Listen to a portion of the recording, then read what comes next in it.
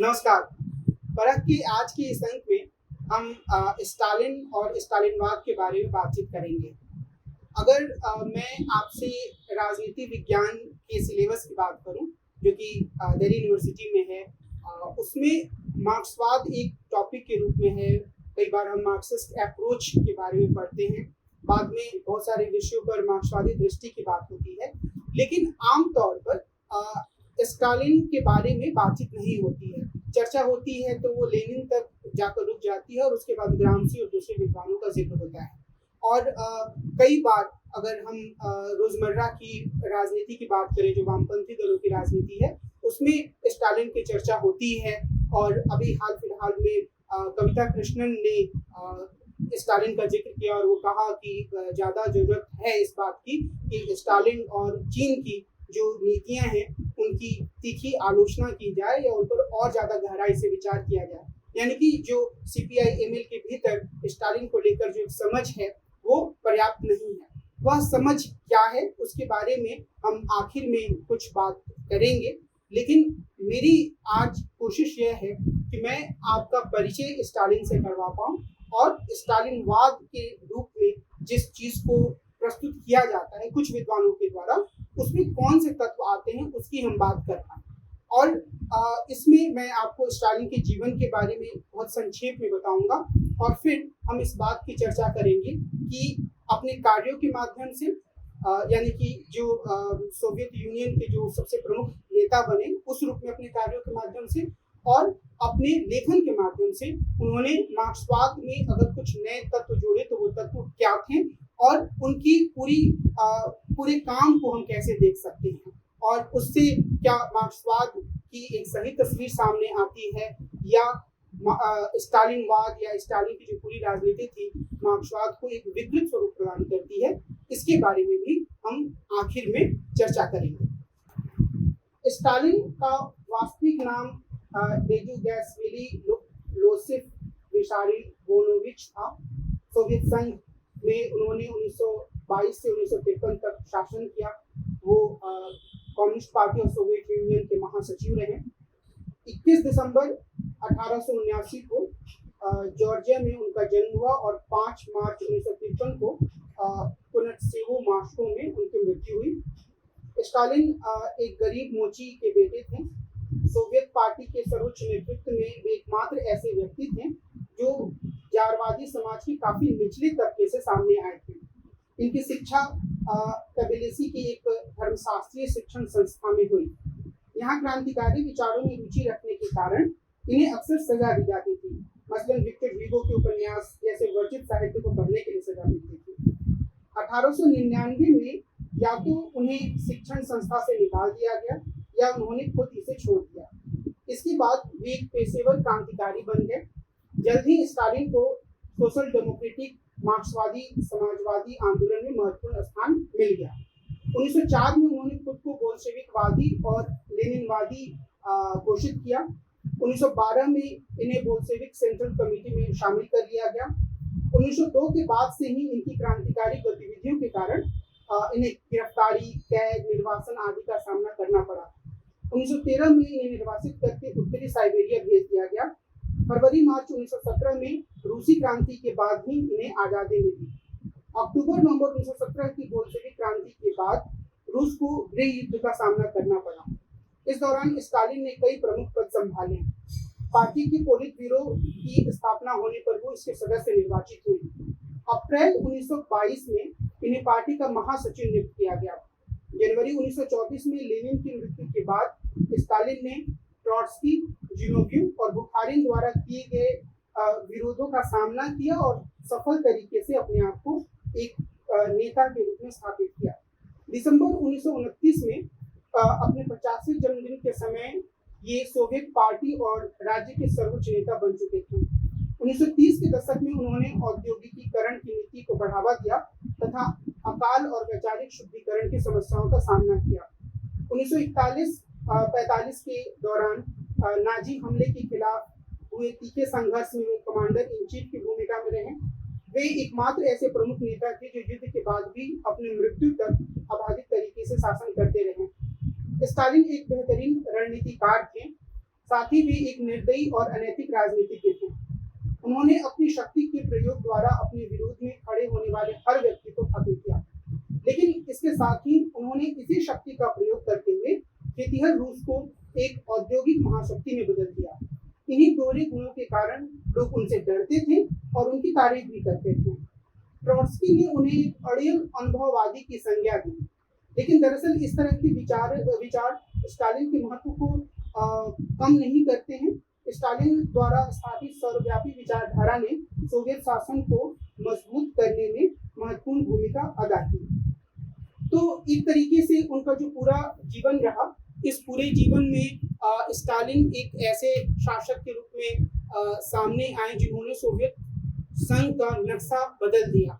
एक देश जो कि पिछड़ा देश था, खेती पर पूरी तरीके से निर्भर था, उसको उन्होंने एक औद्योगिक देश बना दिया, एक विकसित देश बना दिया। लेकिन इसके साथ ही जब हम स्टालिनवाद की बात करते हैं तो उसमें जो बिंदु भरकर सामने आते हैं, उससे यह बात साफ हो जाती है कि स्टालिन ने इस लक्ष्य को हासिल करने के लिए जो रास्ता अपनाया, उस रास्ते पर चलते हुए उन्होंने बहुत सारे ऐसे काम किए जिनकी किसी भी तरीके से तरफदारी नहीं की जा सकती है, उसके पक्ष में तर्क नहीं दिया जा सकता है। जो स्टालिन थे, उन्होंने, जब हम स्टालिनवाद की बात करते हैं तो उसमें जो सबसे पहली बात हमें याद रखने की जरूरत है वह यह है कि स्टालिनवाद की जब चर्चा होती है तो वह चर्चा स्टालिनवाद की एक बहुत सकारात्मक विचार होने के रूप में नहीं की जाती है, बल्कि ऐसा करते हुए यह रेखांकित करने की कोशिश की जाती है कि किस तरीके के वैचारिक सूत्रों को अपनाकर स्टालिन ने सोवियत यूनियन में बहुत कुछ मनमाने तरीके से करने की कोशिश की। जो एक महत्वपूर्ण बिंदु लेकर वो आगे आए, वह महत्वपूर्ण बिंदु इस बात से संबंधित था कि क्रांति जो है वो ऊपर से होनी चाहिए। इसका मतलब यह था कि वो यह मानते थे कि जो पार्टी का सर्वोच्च नेतृत्व निर्णय लेता है, उसके आधार पर हमें क्रांति की तरफ बढ़ने की कोशिश करनी चाहिए। और इसी संदर्भ में उन्होंने जो भी निर्णय लिए सोवियत यूनियन के को बेहतर बनाने के लिए, उसको उन्होंने जस्टिफाई किया, उसको उन्होंने सही साबित किया। और इस संदर्भ में जो दो प्रमुख नीतियां उन्होंने अपनाई, एक तो कलेक्टिवाइजेशन या सामूहिकीकरण की नीति थी, और दूसरी नीति जो थी वह औद्योगिकीकरण की थी। सामूहिकीकरण की नीति में लोगों से कहा गया कि वो अपनी संपत्ति, यानी कि विशेष रूप से भूमि संपत्ति, राज्य के हवाले करें, राज्य के द्वारा सामूहिक खेती की जाएगी और उसके बाद राज्य लोगों की जरूरतों के हिसाब से उनको अन्न प्रदान करेगा। निश्चित रूप से लोगों को अपनी जमीन देने में दिक्कतें हुई, और जिन लोगों को दिक्कतें हुई उनका मुकाबला या उनका संहार सोवियत यूनियन की सेना ने बेरहमी से किया। आंकड़ों पर बहुत बार वाद होता है, लेकिन कहा जाता है कि लाखों की संख्या में लोगों को मारा गया। सिर्फ बात यहीं तक सीमित नहीं रही, बल्कि ये जो एक शक्ति का केंद्रीकरण था या शक्ति का जो अति केंद्रीकरण था, उसका नतीजा यह हुआ कि स्टालिन ने अपने तमाम विरोधियों का एक तरीके से खात्मा किया। या तो उन्हें सोवियत यूनियन से जाने पर मजबूर कर दिया, या फिर गलत मामलों पर मुकदमे चलाकर उन्हें जेल में डाल दिया या उनकी हत्या करवा दी। तो ये जो पूरी प्रक्रिया थी वह एक व्यक्ति के हाथों में सत्ता चली गई, ऐसा इस पूरी प्रक्रिया में लगता है। और इसके बाद जो स्टालिन की जो सफलता थी वह तो बहुत साफ तौर पर उभर कर सामने आती ही है कि उन्होंने औद्योगिकीकरण किया सोवियत यूनियन का, और शायद इसीलिए वो एक बहुत ही आकर्षक व्यक्तित्व के रूप में सामने भी आते हैं। स्टालिनवाद में जो प्रमुख एक विशेषता जो हम लोगों ने देखी वह इस बात से जुड़ी हुई थी कि वो किस तरीके से एक शक्ति के केंद्रीकरण पर जोर देते थे, और शक्ति के इस केंद्रीकरण ने पूरी सोवियत यूनियन में एक तरीके के आतंक को जन्म दिया। और हमें यह भी याद रखने की जरूरत है कि इन सारे पहलुओं पर चर्चा तब तक नहीं हुई जब तक स्टालिन इस दुनिया में थे। बाद में स्टालिन के उत्तराधिकारी क्रुश्चेव ने ही इन सब चीज़ों का को एक तरीके से वो सामने लेकर आए और इसके लिए स्टालिन को दोषी भी ठहराया। बहरहाल, अगर हम स्टालिनवाद के दूसरे पहलू पर ध्यान दें तो उसमें एक पहलू आती है कि उन्होंने स्टालिनीकृत कॉमिनटर्न को बढ़ावा दिया। स्टालिनीकृत कॉमिनटर्न ने 1928 से 1935 के बीच सभी कम्युनिस्ट पार्टियों के लिए नीतियां तैयार की, यानी कि पूरी दुनिया के कम्युनिस्ट पार्टियों के लिए। इन नीतियों में यह घोषणा की गई कि सोशल डेमोक्रेट्स सामाजिक फासीवादी हैं, इन्हें श्रमिक वर्ग के सबसे खतरनाक दुश्मन के रूप में देखा जाना चाहिए। इसने हर जगह श्रमिक वर्ग आंदोलन को काफी गहरे रूप से विभाजित कर दिया है। इसी कारण जर्मनी में नाजीवाद को जीत हासिल करने में आसानी हुई। 1934 में Soviet union league of Nations में शामिल हो गया। इसके बाद 1935 में कॉमिनटर्न द्वारा एक नया लाइन स्वीकार किया गया। इसमें यह घोषणा की गई कि फासीवाद के खिलाफ लोकतंत्र की सुरक्षा के लिए यह आवश्यक है कि कम्युनिस्ट, सोशल डेमोक्रेट, रेडिकल, उदारवादी और अच्छी भावना रखने वाले सभी लोग मिलकर एक पॉपुलर फ्रंट का निर्माण करें। अगले 4 वर्षों तक सोवियत यूनियन ने लगातार फासीवादी हमलों का सामना किया। इसी कारण इस दौर में बहुत से लोगों ने यह माना कि जहां ब्रिटेन और फ्रांस फासीवाद के संदर्भ में तुष्टीकरण की नीति अपना रहे हैं, वहीं सोवियत यूनियन इसके सबसे कट्टर विरोधी के रूप में सामने आया। लेकिन अगस्त 1939 में नाजी जर्मनी और सोवियत यूनियन के बीच एक दूसरे पर हमला न करने का समझौता हुआ। इससे सोवियत यूनियन की छवि को धक्का पहुंचा। लेकिन जब जून 1941 में हिटलर ने सोवियत यूनियन पर हमला कर दिया, तो इस बात को जल्द ही भुला दिया गया। सोवियत सेनाओं और लोगों के साहसिक संघर्ष ने फासीवाद पर मित्र देशों की जीत में महत्वपूर्ण योगदान दिया। इसमें लाखों सोवियत यूनियन के सैनिक मारे गए। आंकड़ों में अंतर होता है, कुछ लोग 20 लाख बोलते हैं, कुछ लोग इससे भी ज्यादा कहते हैं। सोवियत यूनियन को इससे लगातार आर्थिक नुकसान का भी सामना करना पड़ा। दूसरी ओर जब युद्ध में स्टालिन सफल हो गए, तो उन्होंने यह तय किया कि सोवियत यूनियन की सुरक्षा के लिए यह जरूरी है कि वो अपने आसपास के राज्यों में अपनी सोच रखने वाली सरकार को रखें। ईस्टर्न पोलैंड और बाल्टिक राज्यों को उन्होंने पहले ही सोवियत यूनियन में मिला लिया था। युद्ध खत्म होने के बाद पोलैंड, बुल्गारिया, हंगरी, रोमानिया और ईस्ट जर्मनी में भी स्टालिन की पसंदीदा सरकारों की स्थापना हुई। बाद के समय में इन शासनों ने पूरी तरह से स्टालिनीकृत रूप को अपना लिया। आंशिक रूप से शीत युद्ध के प्रभाव के कारण भी इन राज्यों ने स्टालिन के मॉडल को स्वीकार किया। लेकिन खुद सोवियत यूनियन में युद्ध की परेशानियों या जीत के कारण स्टालिनवादी शासन की प्रकृति में कोई बदलाव नहीं आया। इसके विपरीत यह शासन पहले की तरह ही दमनकारी बना रहा। अब युद्ध से वापस लौटे कैदियों और जर्मनी में बेकार श्रम करके स्वदेश लौटे मजदूरों को लेबर कैंपों में रखा गया। युद्ध के बाद के वर्षों में उन्होंने बौद्धिक और सांस्कृतिक जीवन के सभी क्षेत्रों में स्टालिनवादी ऑर्थोडॉक्सी को थोपने का अभियान चलाया और बड़े मात्रा में जिन बुद्धिजीवियों को पथभ्रष्ट बुद्धिजीवी की संज्ञा दी गई, उन्हें सजा भी दी गई। तो एक तरीके से कुल मिलाकर अगर हम स्टालिन की जो पूरे स्टालिनवाद की जो दूसरी विशेषता के रूप में हम एक अंतर्राष्ट्रीय कॉमिनटर्न की बात करते हैं, तो उसमें भी एक सकारात्मक पहलू हमें दिखेगा। और वह सकारात्मक पहलू यह है कि असल में स्टालिन ने जो दुनिया के तमाम देश थे वहाँ पर कम्युनिस्ट पार्टियों को सुगठित रूप से विकसित होने का एक मौका प्रदान किया, उसके लिए कोशिश की।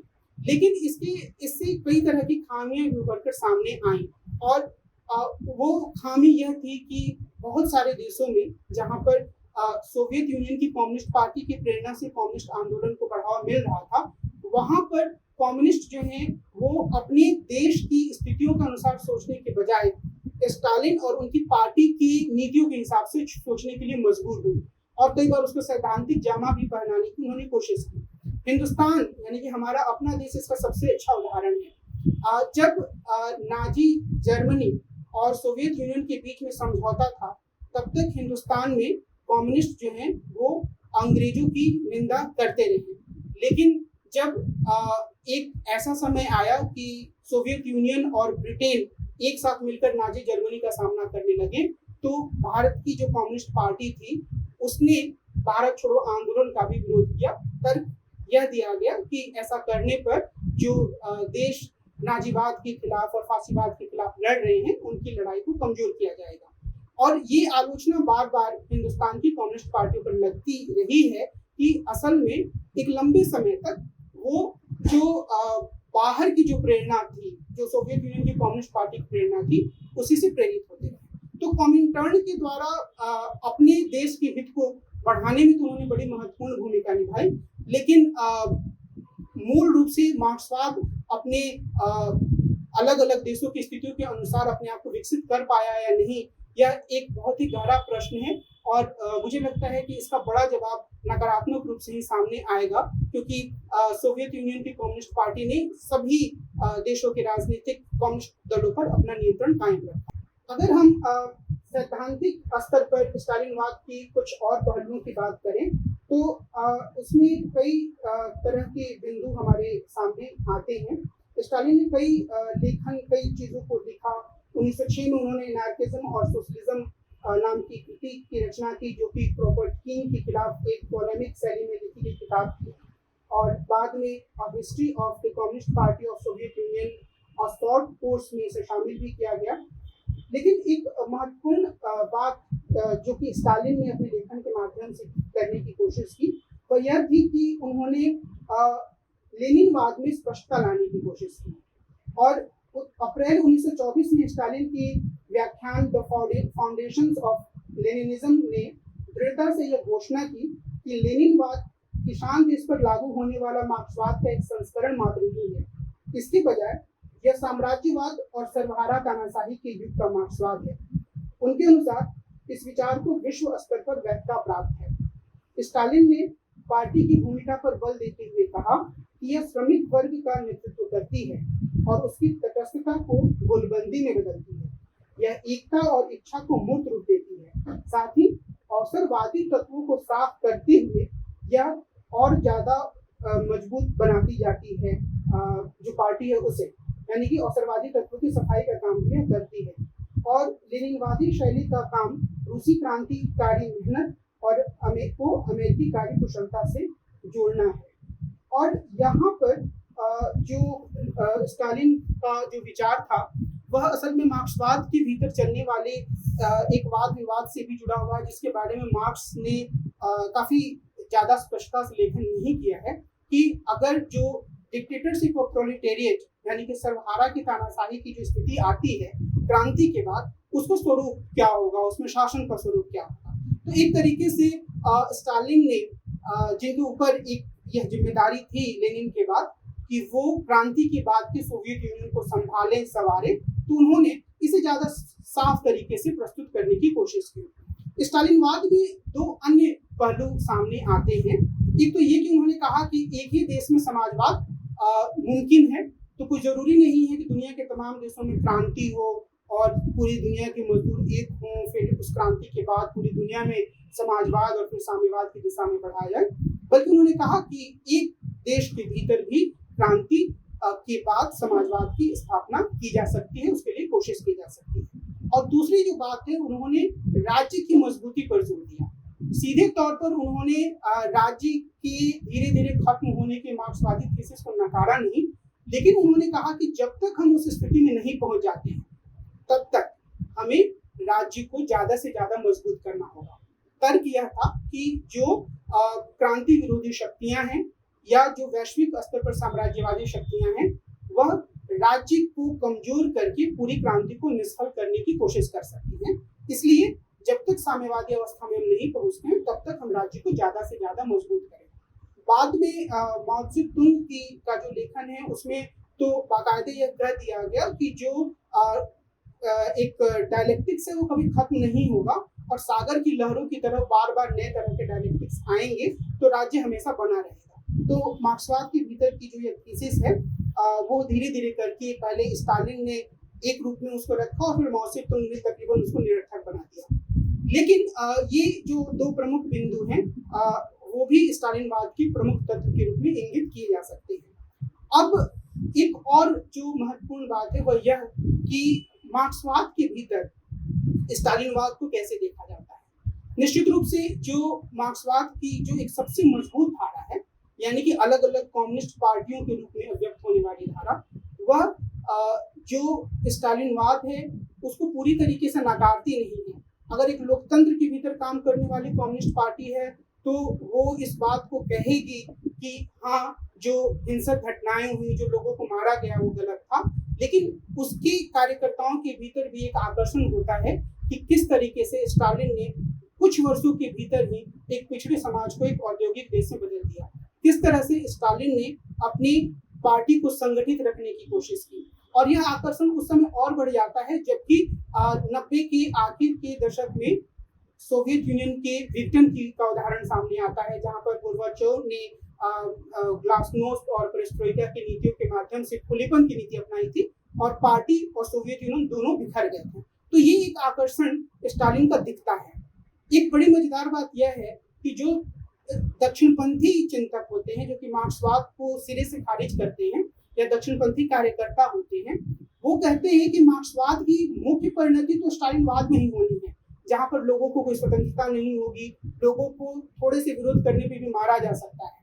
और जो एक तरीके से मार्क्सवाद की पार्टीगत राजनीति में प्रशिक्षण पाए लोग हैं, और अगर वो लोकतंत्र में नहीं है, किसी और तरह के शासन में है, तो उन्हें भी लगता है कि हाँ, स्टालिनवाद एक रास्ता है और उसमें से ही हम एक बेहतर समाज की तरफ से आगे बढ़ सकते हैं। हालांकि कई तरह की आलोचनाएं भी वो करते हैं, लेकिन मार्क्सवाद के भीतर एक बहुत बड़ा दायरा है जो कि जिसमें जो चिंतक आते हैं वह स्टालिन की इस तरह की गतिविधियों को या स्टालिन की इस तरह की कृत्यों को, जहाँ पर उन्होंने बहुत ज्यादा लोगों की हत्या कराई, अपने विरोधियों को मरवाया, और एक तरीके से उन्होंने बहुत सारे राज्यों में अपने देश का प्रभुत्व बनाने की कोशिश की शीत युद्ध के दौरान।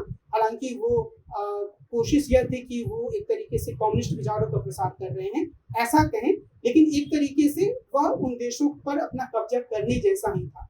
तो मार्क्सवाद के भीतर बहुत सारे ऐसे विचारक हैं जो इन बातों की आलोचना करते हैं। उनके जीवन काल में ट्रॉट्स्की ने उनकी काफी तीखी आलोचना की, हालांकि उन्हें सोवियत यूनियन से बाहर जाना पड़ा अपने जान को बचाकर। तो कुल मिलाकर जो पूरी अगर हम स्टालिन और स्टालिन के विचारों के मुख्य सूत्रों को देखें तो यह बात साफ होती है कि उन्होंने एक तरीके से व्यवहारिक राजनीति में हम कैसे क्रांति के बाद की स्थिति को संभाल सकते हैं उसका एक मॉडल पेश किया, और किसी भी लोकतांत्रिक समाज में वह मॉडल आकर्षक नहीं हो सकता है। लेकिन जैसे मैंने आपको बताया कि मार्क्सवाद और खासतौर पे पार्टी और संगठन से जुड़े मार्क्सवाद को मानने वाले लोगों के लिए स्टालिन पूरी तरीके से नकारात्मक नहीं है। उनकी कोशिशें, उनके द्वारा किए गए अलग अलग तरह के प्रयास उन्हें आकर्षित करते हैं। लेकिन मुझे यह लगता है कि हम जब किसी देश की बात करते हैं, हिंदुस्तान जैसे देश की बात करते हैं जहाँ पर लोकतंत्र है, तो वहाँ पर हमें निश्चित रूप से ये सोचना चाहिए कि क्या सच में संगठन को सही तरीके से काम करने लायक बनाने के लिए, समाज में गहरे स्तर पर परिवर्तन लाने के लिए स्टालिन वाला मॉडल ही एक मॉडल हो सकता है, या ज्यादा बेहतर मॉडल यह हो कि मार्क्सवाद के सूत्रों के हिसाब से ही भारतीय समाज के अनुसार इस तरीके की रूपरेखा बनाई जाए कि लोकतांत्रिक मूल्यों के साथ समाज में सार्थक बदलाव हो, और समाज में जो लोग हैं, जो हाशिए पर पड़े हुए हैं, जो श्रमिक वर्ग के लोग हैं, जो वंचित तबकों के लोग हैं, उनकी भलाई के लिए काम हो और लोकतांत्रिक मूल्य भी कायम रहे। तो ये जो एक कमी स्टालिन के विचारों में थी, और उनके अलग अलग तरीके के हिंसक कृत्य तो थे ही, उसके कारण से स्टालिन कम से कम व्यक्तिगत रूप से मुझे बहुत आकर्षक विचारक नहीं लगते हैं। हालांकि उन्होंने अपने जीवन काल में कुछ कोशिशें की, कई तरह की बातें उनके व्यक्तित्व के बारे में कही जाती हैं। शुरुआत में मैंने उनके गरीब परिवार से होने का जिक्र किया। बहुत सारे मित्र ये बताते हैं, हालांकि मैंने उसको सीधे तौर पर खुद नहीं पढ़ा है, कि उन्होंने अपने बेटे या बेटी को भी युद्ध के मैदान में सीधे भेज दिया था। तो वो पार्टी के प्रति काफी समर्पित थे, अपनी विचारधारा के प्रति काफी समर्पित हैं। लेकिन ये कहने के बावजूद मुझे लगता है कि एक लोकतांत्रिक समाज की रूपरेखा प्रस्तुत न करने के कारण, अपने विरोधियों की हत्या करवा देने, उन्हें गायब करवा देने, उन्हें देश निकाला दे देने की प्रवृत्ति के कारण स्टालिन को बहुत आकर्षक विचारक के रूप में नहीं स्वीकार किया जा सकता है। या दूसरे शब्दों में सीधे तौर पर उन्हें नकारने की भी जरूरत को स्वीकार किया जा सकता है। वो एक ऐसे विचारक माने जा सकते हैं जिनका कि लोकतंत्र के भीतर किसी भी तरीके से कोई स्थान नहीं हो सकता है, जिनके विचारों को स्वीकार करना अत्यंत कठिन है, नामुमकिन है। परख के इस अंक में स्टालिन की इस चर्चा को मैं यही विराम दूंगा। मुझे यह उम्मीद है कि आप स्टालिन को कुछ हद तक समझ पाए होंगे, और मैं यह भी आपसे अनुरोध करूंगा कि आप एक गतिशीलता में अलग अलग स्तरों पर मार्क्स, लेनिन, स्टालिन को पढ़ने की कोशिश करें, और यह भी ध्यान रखें कि मार्क्स और एंगल्स के बाद के दौर में लेनिन, स्टालिन के अलावा भी मार्क्सवाद के भीतर विभिन्न प्रकार के लेखन हुए हैं जिनके बारे में आपको पढ़ना चाहिए, उन्हें समझने की कोशिश करनी चाहिए। अगर आप पॉलिटिकल साइंस के स्टूडेंट हैं तब तो ये जरूर करना चाहिए, पर अगर आप सोशल साइंस या सामान्य विद्यार्थी भी हैं तब भी आपको इन सारे पहलुओं की एक समझ बनानी चाहिए। परख के इस अंक में मैं अपनी चर्चा को ये विराम देता हूँ। अगले अंक में हम मिलेंगे और एक अन्य विषय पर विस्तार से चर्चा करेंगे। नमस्कार।